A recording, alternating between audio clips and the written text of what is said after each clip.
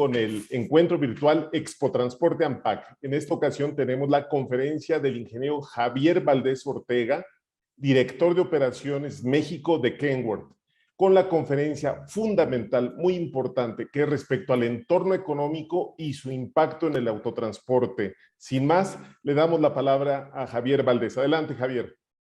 Muchas gracias, Alejandro. Gracias, ANPAC, por la invitación. Estoy muy contento de poder compartir este espacio con ustedes, pero sobre todo, gracias a todos los que se han conectado a esta sesión. Gracias por compartir estos 30 minutos y espero que les sean de mucha utilidad. Pues como todos saben, este mundo dentro de la pandemia ha cambiado radicalmente el entorno en el que nos estamos desenvolviendo. Mi nombre es Javier Valadez y les voy a dar esta plática que espero les sea de mucha utilidad. La mayoría nos hemos visto identificados con esta imagen, un cambio que ha sido radical, 360 grados, en donde todos nos encontramos en un punto donde tenemos reuniones en esquemas híbridos, donde algunos están online, otros están presencial. Sin embargo, estas reuniones y este esquema híbrido empieza a marcar el repunte de la economía. No está de más mencionar que hemos migrado momentáneamente, y no sé si permanentemente, a también desarrollar relaciones interpersonales a través de redes digitales. Esto se ha vuelto una parte fundamental de nuestra vida diaria. Aunado a esto, vamos a poder ver cómo hay diferentes factores que influyen en las decisiones que vamos a tomar o que hemos tomado y cómo estas impactan a nuestro sector y a nuestra sociedad y también pues, a nosotros mismos en el aspecto personal y profesional. A continuación mencionaré solamente algunos de ellos que espero les sean interesantes y que creo que definitivamente debemos de considerar. En cuanto al panorama social, el regreso a clases ha sido un evidente accionador de la movilidad social. La mayoría de nosotros ya lo podemos ver al circular en las calles de nuestra ciudad o en las carreteras de nuestro país. Esto, sin embargo, es parte del repunte económico y todo esto genera un bienestar que va en movimiento. Por el lado de la salud nos encontramos en un valle casi terminando esa tercera ola de contagios. Sin embargo, el aumento de la movilidad y la inminente entrada del invierno nos hace considerar que una cuarta ola es factible y que la semaforización de los estados y la federal va a ser fundamental para poder contener estos contagios. Por otro lado, la llegada del embajador de los Estados Unidos a México, el embajador Kenneth Salazar, dinamizará las conversaciones entre nuestro vecino y México en cuanto al aspecto energético, laboral, migratorio y económico. Esto será muy positivo para la agenda bilateral que tenemos ambos países. Por otro lado, pasamos al panorama económico y de la industria. En esto podemos ver que tenemos movilizaciones interesantes en créditos automotrices, donde la pandemia ha hecho que pasemos de esquemas de financiamiento de 3 a 4 años prepandemia, 2019, a financiamientos de 5 a 6 años durante la pandemia. Por otro lado, las entregas de unidades no dadas por la falta de componentes a lo largo de distintas industrias, no solamente en la industria del transporte pesado, sino también ligero, componentes eléctricos, televisiones, inclusive hasta plataformas para jugar videojuegos. Finalmente, la cercanía diplomática entre México y China ha fomentado la llegada de marcas chinas a nuestro país, aumentando la oferta comercial, en concreto, en el sector del autotransporte. Positivo para la competitividad de nuestro sector y un reto interesante para todas las armadoras establecidas. Finalmente, el comportamiento económico destaca que existen 3 pilares fuertes para el autotransporte y que han puesto números positivos. Entre ellas, la industria de la construcción, con una tasa anual de crecimiento prevista de más de casi 34% durante este año, como pueden ver, marcado con una estrella verde. Por otro lado, las industrias manufactureras con casi un 37%, y finalmente los transportes, correos, almacenamiento y envío de todo tipo de paquetería, con casi un 55% de crecimiento. Existen otro tipo de industrias que han mostrado un repunte interesante. Sin embargo, estas tres son unas que quisiera destacar porque marcan un punto muy interesante para nosotros dentro de la industria del autotransporte, pues muchos de los clientes son principalmente contratados por industrias derivadas de estas, inclusive minería, podemos ponerlo por ahí. Entonces hemos visto un repunte bastante interesante.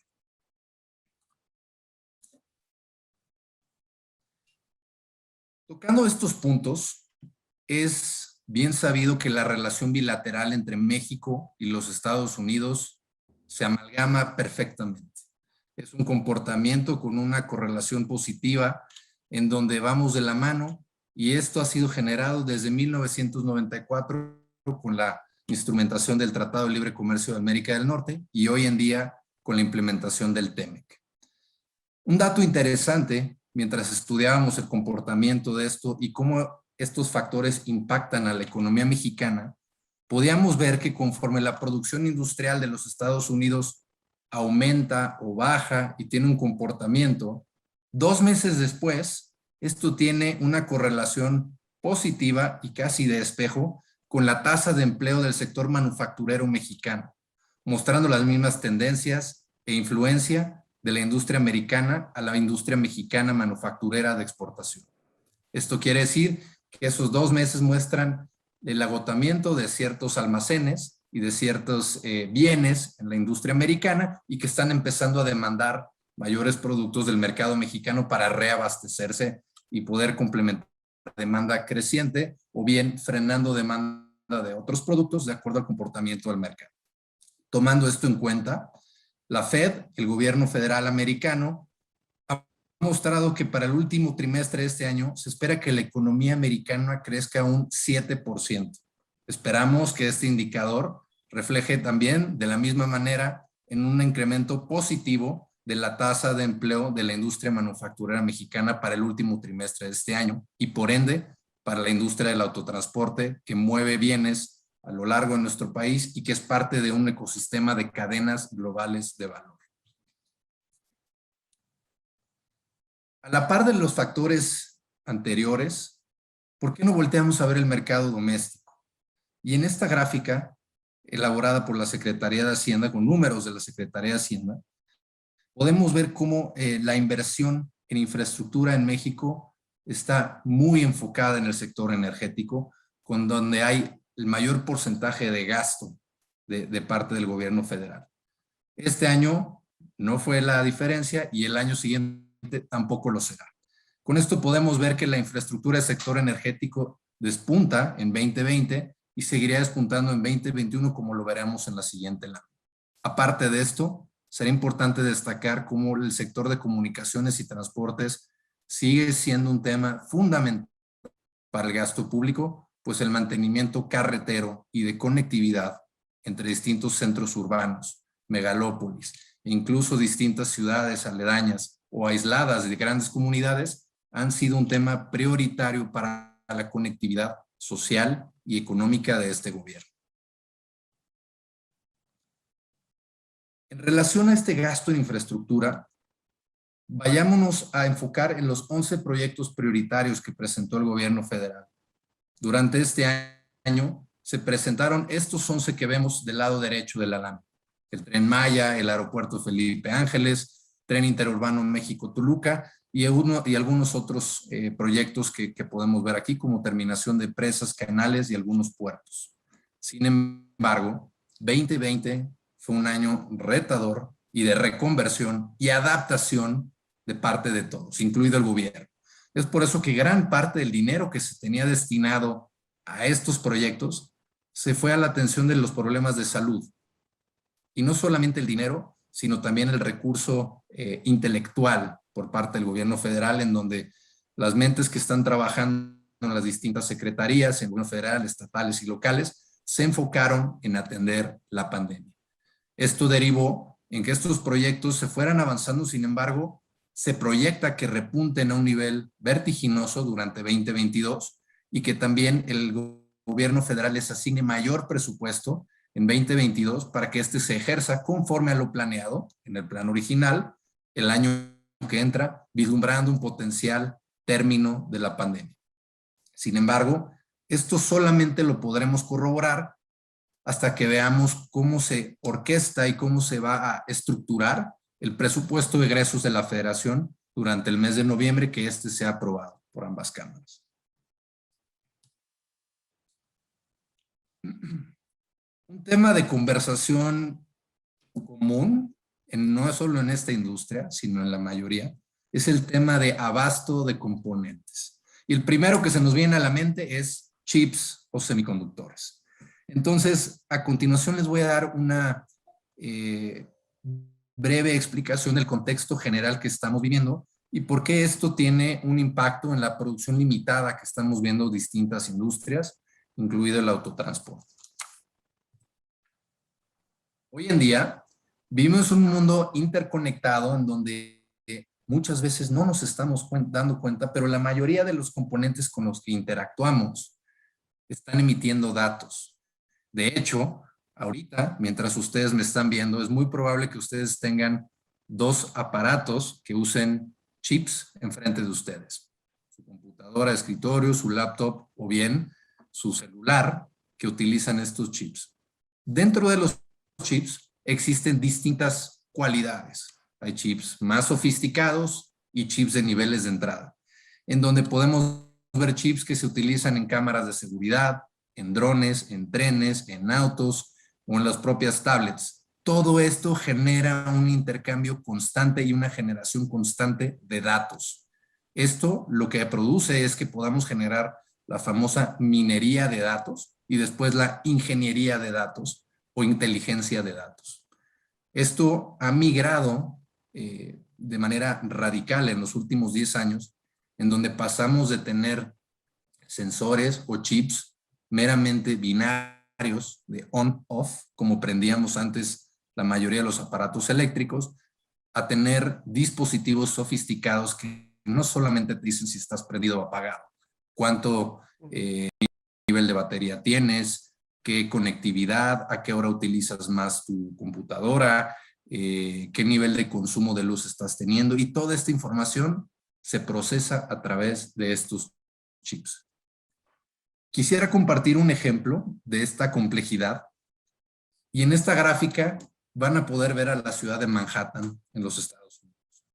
Este es un ejemplo burdo, sencillo, pero que nos muestra cómo esta generación de información está en todos lados. Esta gráfica muestra el sistema de bicicletas públicas de la ciudad de Nueva York. Con circulitos verdes van a poder ver las bicicletas que están disponibles. Con naranjas van a poder ver las bicicletas que están apartadas o en uso, y en rojo las bicicletas que están desocupadas, ocupadas, perdón. Con esto podemos ver cómo se genera un mapa en tiempo real de cuál es la movilidad de las personas, de qué punto A punto B se están moviendo. Y es claro, por ejemplo, aquí podemos ver muy cerca del Central Park de Manhattan, cómo la gente se empieza a mover hacia la punta del distrito financiero y cómo esto aumenta la movilidad. Esto es muy sencillo, es un pantallazo, y lo que quiero hacer es darles una representación visual de cómo podemos obtener estos datos y cómo estos datos se encuentran en cosas tan comunes y de una utilización tan común como una bicicleta. A continuación, el mismo mapa de la ciudad de Nueva York, pero enfocado en el distrito económico, en donde van a poder ver cómo a través de una plataforma de traducción del inglés a otros idiomas o viceversa, se puede ver un gráfico en tiempo real de los idiomas que se están utilizando en esa plataforma para traducir del idioma A al inglés. En concreto, aquí podemos ver en naranja cómo se está traduciendo del francés al inglés en esta zona de Manhattan. En verde oscuro, aquí y por estos lados de la ciudad de Manhattan, podemos ver cómo se está traduciendo del chino al inglés, y finalmente en este tono morado, cómo se traduce del ruso al inglés. Este tipo de información es muy interesante, depende del sector en el que tú estés interactuando. Sin embargo, para los tomadores de decisión esto genera una riqueza muy interesante y además te da la posibilidad de tomar mejores decisiones basados en la información. Y en nuestra industria, esto no es una excepción. Aquí podemos ver una plataforma de Kenworth en Packard Solutions, donde podemos ver cuál es el estatus de distintas flotas a lo largo del país. El tamaño del círculo es el estado en el que están el número de unidades. Entre más grande es el círculo, hay más unidades. Aquí podemos ver que el círculo verde son unidades activas, donde tienen 1,377 vehículos, que es el 87% de la flota, en donde se están moviendo. Aquí hay 20, aquí hay 122 y aquí hay 54. Si lo sumáramos, darían el total de vehículos. En naranja, unidades que están pidiendo un servicio inmediato con base en la información generada por esos chips. Del total de la flota que estamos diciendo que está siendo monitoreada en este tablero, podemos ver que hay 81 unidades diciendo, oigan, necesito mantenimiento. Finalmente, podemos ver en amarillo unidades que están avisando a sus conductores que necesitarán un servicio próximo, lo cual es parte de generación de datos predictivos y esta ingeniería y desarrollo de negocio que se puede ver a través del uso eficiente e inteligente de los datos y que esto se quiere transformar en herramientas de toma de negocio, de toma de decisiones para ustedes, los transportistas, para ustedes, los empresarios y para nosotros las armadoras y que podamos tomar mejores decisiones, mejor tiempo y no estar pensando en cómo reaccionar, sino al contrario en cómo ser proactivos. Derivado de esto y de muchos otros factores, la industria de producción de estos microcomponentes, semiconductores, chips, como son llamados, se ha sobrecalentado. Lo que podemos ver es que parte de la movilidad social, al verse reprimida por el COVID y por las restricciones de la pandemia, empezó a demandar un mayor número de aparatos que tuvieran esta capacidad de transmitir audio, video, información, como lo puede ser una computadora, una tablet, un teléfono, una televisión, un PlayStation, un Xbox, etc. Y esto genera una sobredemanda que ha puesto un reto muy interesante a las cadenas globales de valor. Y en las próximas láminas vamos a ver el por qué se les llama cadenas globales de valor. A continuación, les muestro un mapa en donde podemos ver del lado izquierdo el sureste asiático, en donde podemos ver cómo China y los Estados Unidos son los principales interesados en la reactivación de estas fábricas de manufactura de microcomponentes. En Taiwán, Malasia, Japón, China y Corea del Sur son parte de los países que generan el mayor porcentaje de microcomponentes y China y los Estados Unidos como potencias económicas son los más interesados en que esto se reactive.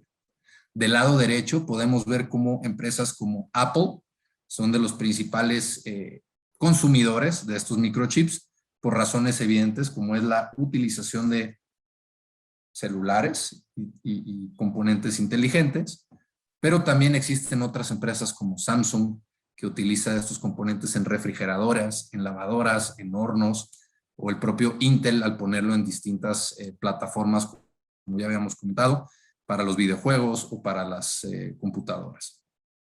Entonces, en un contexto global, vemos que hay una demanda activa buscando estos componentes. Sin embargo, el COVID ha hecho que haya más demanda, que las fábricas no puedan operar al 100% de capacidad por tema de distanciamiento social y restricción en el personal que se tiene.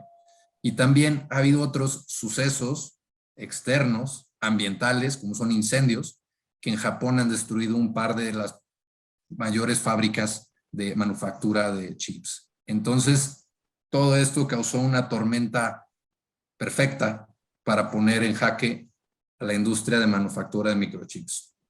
Esperamos que esto se pueda solucionar durante 2022, pues todas las industrias estamos muy atentas de cuál va a ser el comportamiento de la industria manufacturera de chips y de semicomponentes. Ahora me gustaría que migráramos a ver esta gráfica. Voy a dar un segundo para que todos se imaginen qué es lo que hay detrás de esta lámina.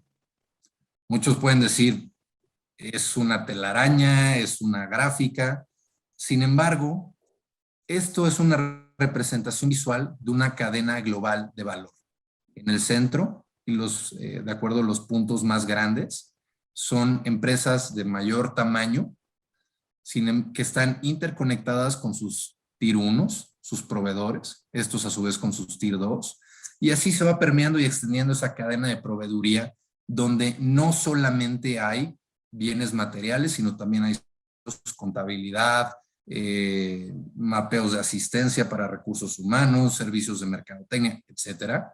Y podemos ver cómo es un mundo global e interconectado, donde esto también representa la ubicación geográfica de muchas de estas empresas.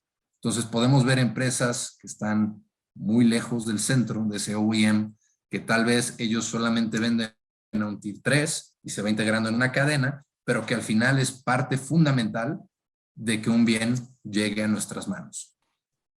Ejemplo de esto pueden ser los pellets de polipropileno que se surten a empresas, por ejemplo, jugueteras, que estaban viajando por el canal de Suez y su barco se atoró, o el barco de enfrente se atoró, y esto hizo que haya un retraso de 45 días en los tiempos de entrega de la cadena proveeduría, y que después se atoraran para desembarcar este polipropileno en el puerto de California o un puerto en el lado de Veracruz, etc. Toda esta cadena de complejidades hacen que el mundo esté interconectado y que tengamos efectos de red bastante interesantes. Los chips no son la excepción, y esto ha generado un cuello de botella bastante interesante y crítico, no solamente para nuestra industria, sino para todas las demás también. Cabe destacar que en nivel de consumo de chips a nivel mundial, la industria automotriz consume entre un 13 y un 7%, por lo cual vemos que hay otras industrias que aumentan ese consumo y que vamos a ver un mayor aumento de producción para industrias como la de los bienes de manufactura, como televisiones o instrumentos del hogar. Javier, si nos Adelante. lo permites, para dar paso a las preguntas que nos está haciendo el auditorio, Sí. que vayas concluyendo y De acuerdo. Tomaremos las preguntas del auditorio. Perfecto. Muchas gracias. Pasando en esta narrativa, esto ha puesto un reto no solamente a las cadenas de proveeduría hacia el cliente final o el consumidor final, sino también hacia las cadenas de manufactura. Con esto podemos ver cómo el upstream del lado izquierdo se ponen retos en movilidad social y en comportamientos de abasto de componentes como el litio, cobalto, el acero, que esto ponen distintos requerimientos y del lado derecho cómo el comportamiento de compra y movilidad social ha cambiado, y esto también genera nuevas demandas y nuevos comportamientos. Aquí podemos ver cómo este genera un comportamiento diferenciado, diferente al que estábamos acostumbrados a ver. Y creo que la mayoría nos podemos visualizar en este entorno, trabajando desde home office, intentando ver el mayor panorama posible desde nuestros hogares, y esto ha generado un comportamiento de compra distinto, donde ya no vamos al supermercado, ya no vamos al centro comercial, sino que lo pedimos online a través de una aplicación o del internet, y esto también genera un aumento en el cambio de movilización de entregas de última milla, como lo podemos ver con las entregas de Amazon, entre muchas otras empresas. Finalmente, quisiera ir concluyendo con algunos temas paralelos de interés que vemos como nuevas tendencias dentro de la industria. Y parte de esto es cómo las megalópolis ejercen una influencia en los aspectos normativos, regulatorios y de comportamiento, en donde podemos ver un claro ejemplo en la CAME, la Comisión Ambiental de la Megalópolis en la Ciudad de México, la Megalópolis de Monterrey, de Guadalajara, que también ellos marcarán una pauta en que su comportamiento tal vez sea más parecido al de regiones en otros lugares del país, en otros lugares de la región, como por ejemplo Monterrey, con la zona conurbada de Pittsburgh, que tienen un componente de manufactura acerera bastante similar, o la Ciudad de México, más similar a la movilidad de la ciudad de Nueva York, o la zona conurbada de Boston, Washington, Cancún con el sur de la Florida, y estos sean más similares que Cancún con la Ciudad de México o Cancún con Monterrey. Entonces aquí podemos ver cómo va a haber esa comunicación y cómo esto también nos ayuda a generar nuevos desarrollos de tecnología y de comportamiento y de entendimiento a lo que la industria va necesitando. Muchas gracias, Javier Valadez, director de operaciones Kenworth México. Tenemos algunas preguntas de parte del auditorio en obvio del tiempo del encuentro. Te formulo algunas de ellas para que nos respondas brevemente, Javier, por favor. Y la primera de ellas viene de parte de Saraí Cervantes del Reforma. Okay. En el contexto de la problemática de los semiconductores, los microchips, ¿cómo les está afectando la falta de semiconductores? Al mes, ¿cuántos semiconductores demanda Kenworth en México? Si es que no lo puedes transmitir. ¿Han tenido que realizar paros técnicos por esta problemática? Esa es la primera pregunta de Saraí Cervantes del Reforma. Adelante, Javier. Gracias, Alejandro.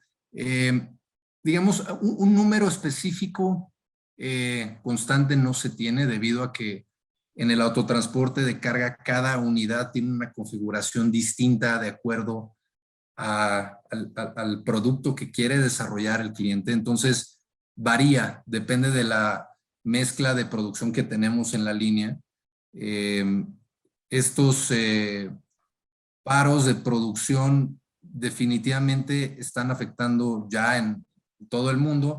Nosotros de momento seguimos operando de manera regular. Sin embargo, viendo el panorama global, pues es factible que en algún momento las cadenas de abasto nos pongan a cuestionarnos cuál es la estrategia a seguir, ¿no? Entonces, y te digo, y el número también de microchips que necesitamos cada año, híjole, también la respuesta es depende de la mezcla de producto. Hay unidades de clases más chicas que necesitan menos, que las unidades más grandes necesitan un poco más, y también depende del nivel de conectividad y de sofisticación que tenga esa unidad. Muchas gracias, Javier. Gracias, Alejandro. Omar Leiva nos pregunta, ¿cómo ve Kenworth el panorama para el siguiente año? Brevemente, Javier. Lo vemos como un año de recuperación, de consolidación. Si este año ya vamos por un muy buen camino, de hecho, nuestros pronósticos son bastante buenos durante este año. Creemos que el año que entra la industria va a alcanzar alrededor de 22,000 unidades, cifras que la ANPAC misma nos ha compartido, y vemos un año de consolidación donde incluso si se solucionan los problemas de abasto en las cadenas de proveeduría, se puede llegar a años récord de producción.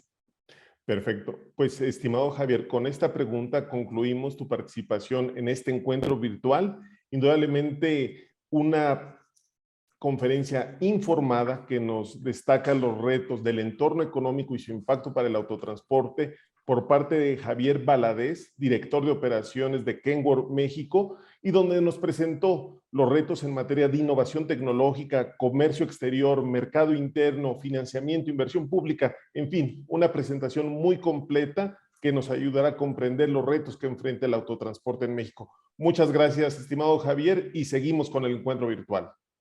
Muchas gracias, Alejandro. Gracias a todos.